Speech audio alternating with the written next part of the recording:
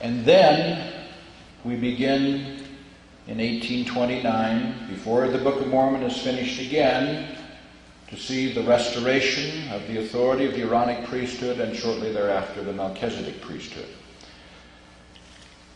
Now, you actually don't get an official quorum of 12 apostles and 70 until 1835. How do I put together the fact that I said earlier that without the quorum of 12, there is no authority on the earth?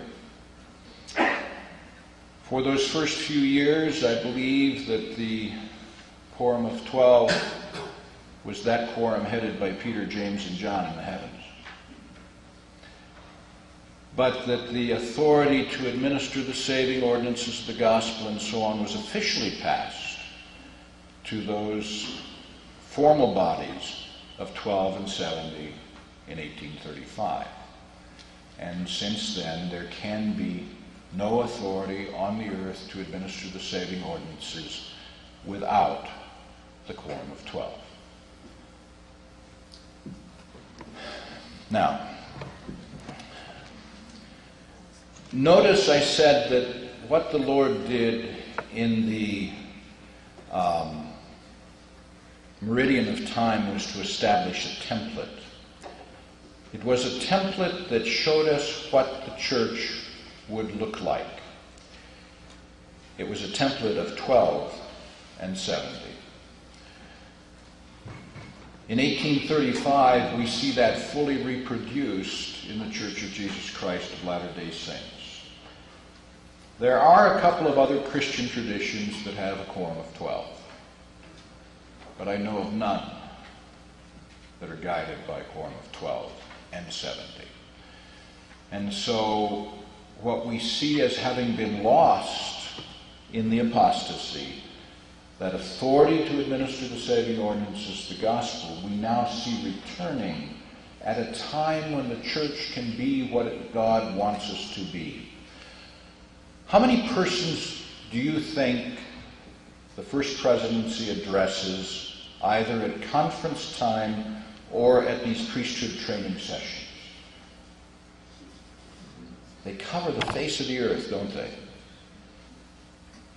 Persons literally can be guided under the voice of the prophet of the Lord. Could that happen in the meridian of time? Could it have happened in the early apostolic era? No. Transportation and communication just didn't permit that. If the tradition is correct, that Thomas went over to India and then died there, he had no means of sending a cable back to Rome saying, hey guys, you better reconstitute the quorum, I'm getting a little weak-kneed here.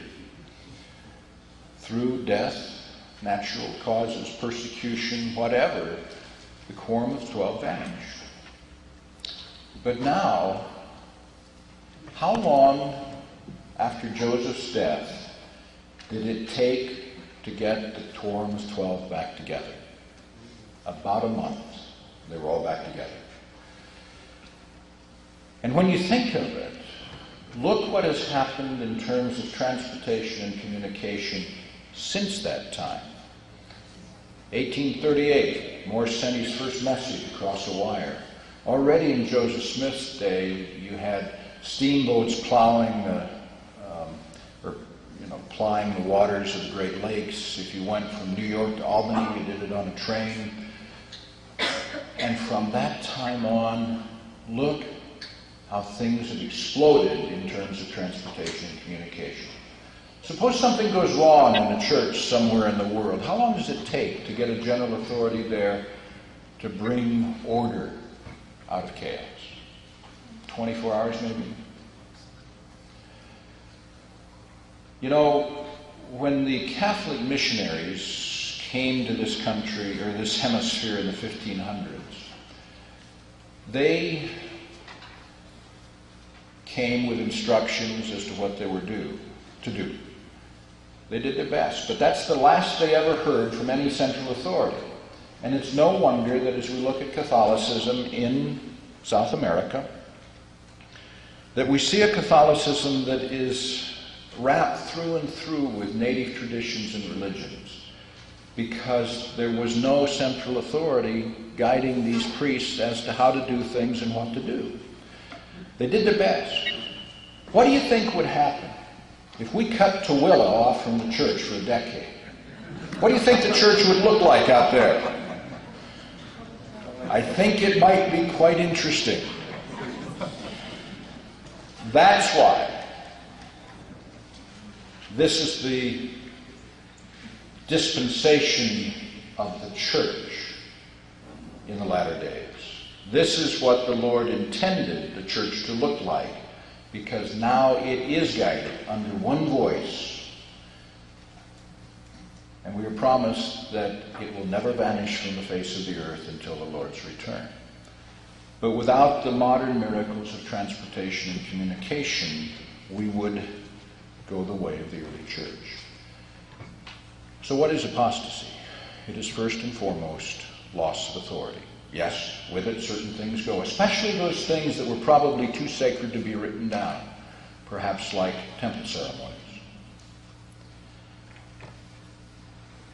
But the gospel was preserved so that there could be a restoration in this chosen land. Now, having said that, what about the other traditions? Well, I want to read you a couple of quotes. This one's on the front of my World Religions syllabus at BYU. It's from Brigham Young. For me, the plan of salvation must circumscribe all the knowledge that is upon the face of the earth, or it is not from God. Such a plan incorporates every system of true doctrine on the earth, whether it be ecclesiastical, moral, philosophical, or civil. It incorporates all good laws that have been made from the days of Adam until now. It swallows up the laws of nations, for it exceeds them all in knowledge and purity. It circumscribes the doctrines of the day and takes from the right and the left and brings all truth together in one system and leaves the chaff to be scattered hither and thither. What do you hear Brigham saying there? I hear him saying that wherever I find truth, whether it be in physics, which I doubt, or Hinduism or Buddhism or whatever, wherever there is truth, I'm messing with what? I'm messing with the gospel. Not necessarily in its fullness, but whatever is true is part of the gospel of Jesus Christ. And wherever I find it, I should rejoice and be glad it is there, for it is enriching human life. Or,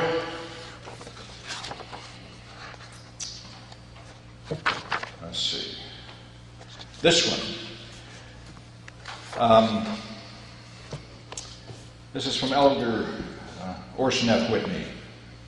President Hunter quotes this in a 1991 conference talk that he gave. Elder Orson F. Whitney, in a conference address, explained that many great religious leaders were inspired. He said, God is using not only his covenant people, but other peoples as well, to consummate a work stupendous, magnificent, and altogether too arduous for this little handful of saints to accomplish by and of themselves.